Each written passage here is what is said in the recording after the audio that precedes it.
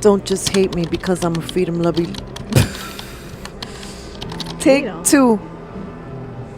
Don't just hate me because I'm a freedom loving American. Hate me because I won't put up with your bullshit. Wow. That sentence right there was loaded completely. I mean, these days, just the word freedom ignites so much variety of opinion, to say the least. Don't you think? Okay, mi gente, welcome to a little love segment that we are calling Is the Pelea Worth It? Is the fighting worth it? Because once again, we look out into the horizon of the internet, social media, and human 3D landscape, and all we are seeing es pelea por aquí, pelea por allá, pelea por aquí, pelea por allá, mucha pelea, pelea por allá, mucha pelea, pelea por. We don't want peleas por aquí. That's the problem. O por allá. This is why we're doing happy hour, because we listen. You know how Eminem drew his line on the sand? Listen, I'm drawing my line on the sand. Yo no quiero más tremendo butchip. Ya, enough con los struggle sessions. Please, every single time people get activated and the algorithm, they look around. Who is in my landscape of a person that fits the target of what's irritating me? And I am going to displace all of my irritations on this human being, even though they may have no role in any of what's irritating me at the present moment. If that's not kind of like insanity, I don't know what is. I'm just not going to participate. Don't try to irritate my demons.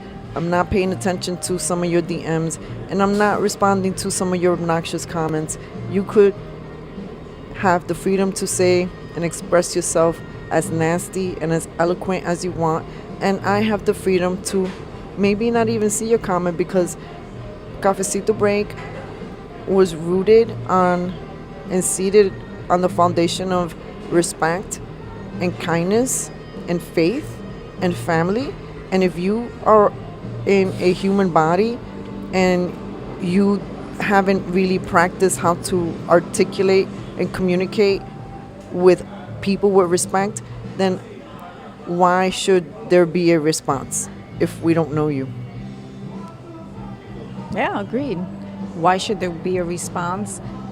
Well, I think it's more like we all have a choice. We don't have to respond.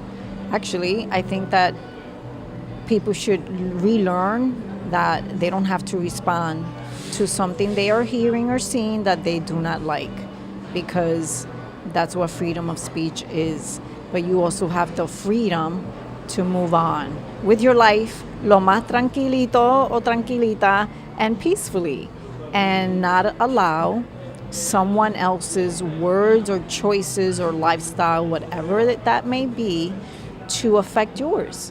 And I think my question to myself, to the universe, to the community, to you, is always like, well, how did we stray this far? Like, I was actually been thinking about this last week, and I've just been thinking back to just being much younger and growing up, and a lot of what we're seeing today, the constant bickering and fighting, and not just online, but even within families. Like the things that families and even couples are fighting about, we never saw back then. It just was not really a thing. And yeah, would it happen here and there? There's always something, sure. But to these levels where it's become so normalized, and I'm just like, well, what happened? What truly happened to humanity in this world that we have reached these levels where half the time we can't even communicate nicely to each other? So even if two people are disagreeing, as they're in their every right to, they don't even know how to speak correctly to each other. Or like my sister was saying, with kindness, you can still look at somebody and say, nah, I don't agree with you. and not have to throw that person so much vitriol and hate y attitude. Like, ¿qué nos pasó? What has happened to our ability to communicate with one another, especially the adults? And why have we reached these levels where we allow our peace to be destroyed so easily? Like, we don't even care to protect it. And by we, claro, I don't mean everybody in the world. Some people are actually pretty good at this. But just generally speaking, I mean, do you have a theory? I have a theory, but is there something do you think that really rocked the boat here? Yes. I call it tremendo wood chip frequency being activated in all of these places. All of these places, Alex.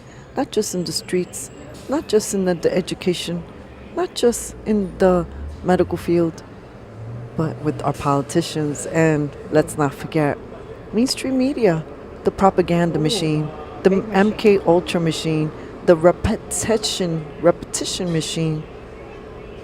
They'll say things enough, and initially you what might sound like a ridiculous idea. With years of repetition, people forget. Next thing you start accepting it. Next thing it becomes like truth. And we are right now in the age of revelation, and also what many people are saying, it's the time where the math, everybody's math is showing.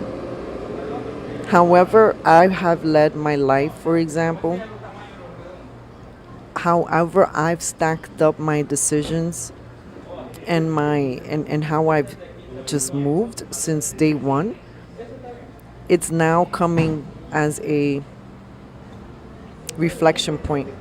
Look at what you've done, look at what you've created, look at what didn't go so well, look at the mistakes you made, look at where you could have spoken a little better, a little nicer, a little kinder, look at where you needed to maybe have used your voice even if it was shaking.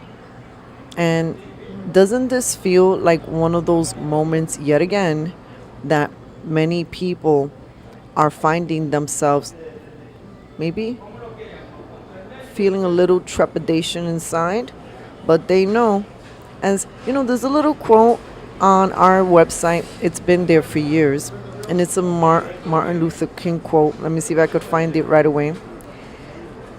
It's so perfect for these times, and intentionally we're not going to talk about anything specific, but if you guys know, you know. So the ultimate measure of a man is not where he stands in moments of comfort and convenience, but where he stands at times of challenge and controversy. Martin Luther King Jr. So at this time, I'd like to say I do not stand with any wokey pokey, whether you are on the left or on the right. I do not stand with any cancel culture. I do not support people getting doxxed for their comments, even if I don't like them, and I, as a human being, maybe think those people are slightly being demonic, violent, disrespectful. I too have a right to have my opinion, but that doesn't mean that I want to make it my life's mission to cancel culture and dox people, just as we who have been the recipient of censorship and a lot of cancel culture and people telling us, that we wish you guys didn't exist. We wish you would die of fentanyl. We even had someone email us once and say that they wanted to burn me alive. Wow. So So sweet. these are sweet. So they're words until they're not words anymore. So yeah, we support freedom of speech, but freedom of speech, your words have consequences, right? When I hear celebrities who have a big influencer reach, or let's say like the easiest ones to talk about are the ones, let's say, who are, maybe they're an artist and maybe they're raunchy and maybe their audience is very young. You often hear them say, well, I'm not the kid's parent, so the parent should be the one and ultimately that's part of the response. But the other response is that we see very little people taking accountability for what they do, create with their words, with their actions, with what they say. And in, I don't know, I like to say maybe the last 13, 15 years, I have personally witnessed a more evil society unfolding, mainstream that is, because there is more beauty in this world. There is more beauty than they want you to see out in the algorithm. But in mainstream, you have seen an uptick of just evilness being seated. And that's not only in the educational system, this is also in the movies. This is also in some of the programs in Netflix. It's seeding these ideas that create many stalkers, create the more depressive, that give kids ideas, for example, of how to not be in this planet anymore, or how to manipulate others, like, "Ooh, I might do this if you don't want to be with me. I might just do this if you don't want to be with me." We're becoming,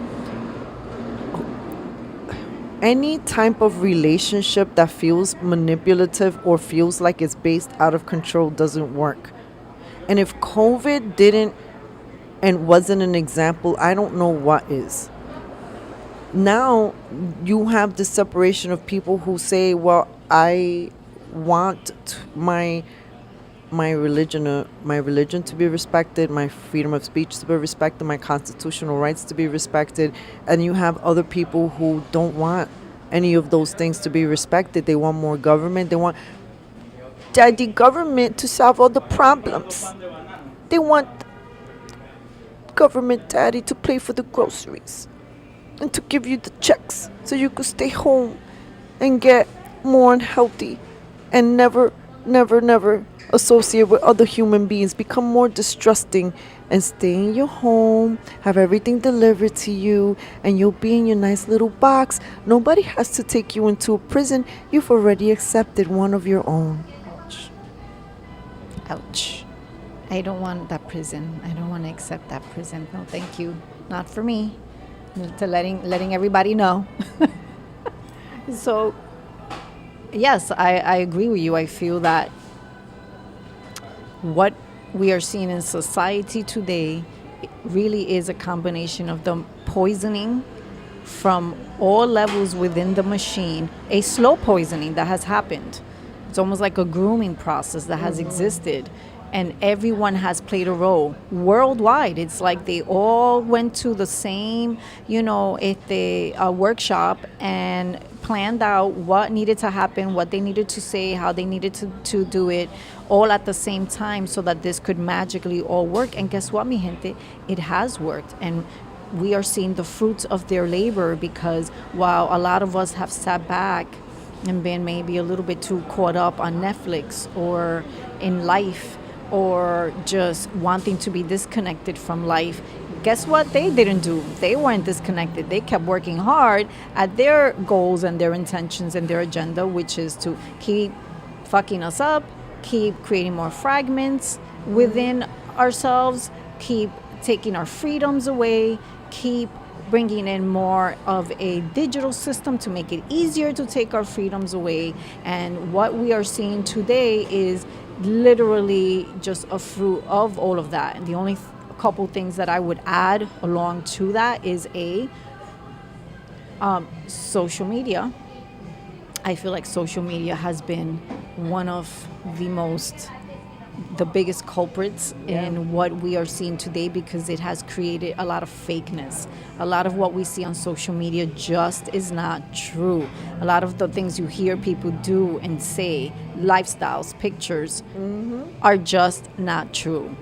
And we have normalized that to such a level that a lot of people don't even realize that a lot of the things they see and watch are not true, or full of lies, or information has been weaponized to get you to just see what they want you to see or hear, right? Because like my sister was saying, it's psychological, so little by little they normalize it. And so social media has played a huge role. Another thing that has played a huge role has been the breakdown of our communities and families and, the home. Because if you look across the country, there has been major breakdown of that. It just does not, we don't see the strong communities and the strong homes in the numbers that once existed.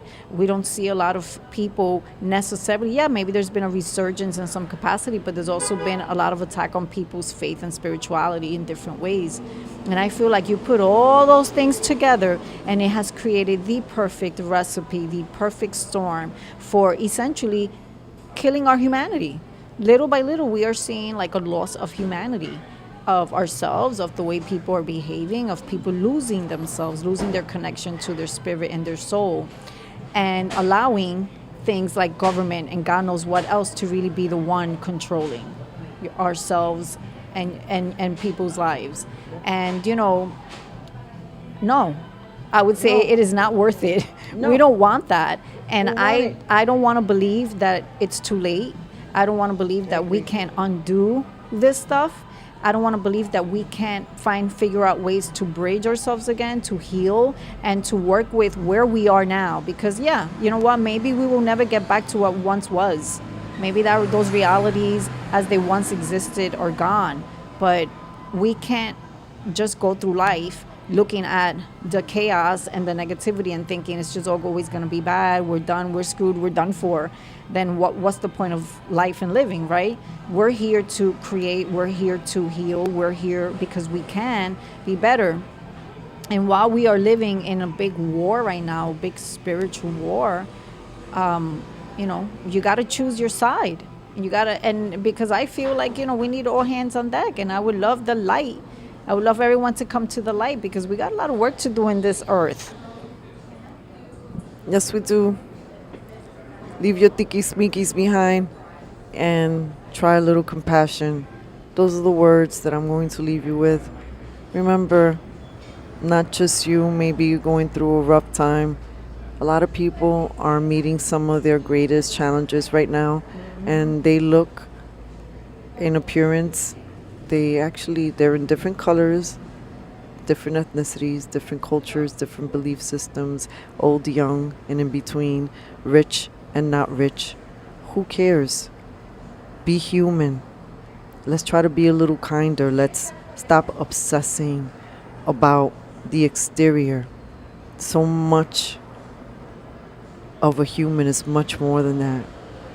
Judge a human being by their actions, not just by their words. And don't just trust their 30-second little sound bites.